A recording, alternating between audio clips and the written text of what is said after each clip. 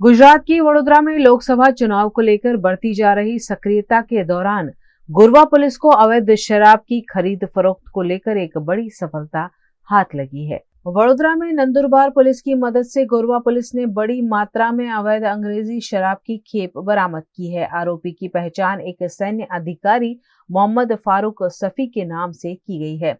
जानकारी मिलने के बाद पुलिस ने आरोपी के घर की तलाशी, जिसमें उन्हें 249 अंग्रेजी शराब की बोतलें बरामद हुई, जिसकी कीमत 3,67,000 है। पूरे मामले में आरोपी और उनकी पत्नी शाहिदा शेख को गिरफ्तार कर पूछताछ जारी है।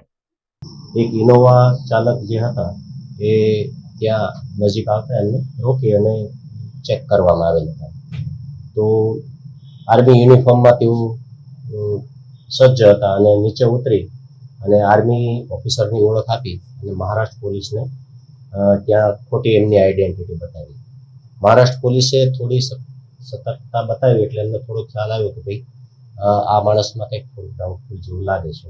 એટલે ઇન્ટ્રોગેશન્સ કરતા તપાસ કરતા ખબર પડી કે ભાઈ એક ફોર્જરી કરવા માટે થઈને આર્મીનો યુનિફોર્મ પહેરે છે અને પ્રોહિબિશન લીકર ત્યાંથી લઈને આવે છે। જે અનુસંધાને ત્યાં મહારાષ્ટ્રમાં નંદુરબારમાં ગુનો પણ દાખલ થયેલ છે।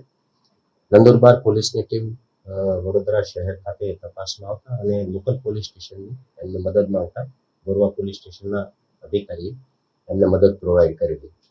એમના ઘરના સર્ચ દરમિયાન ત્યાંથી પણ વધારાનો લીકર મુદ્દામાલ મળી આવેલ છે, જે લગભગ 3,67,000 જેવો થાય છે।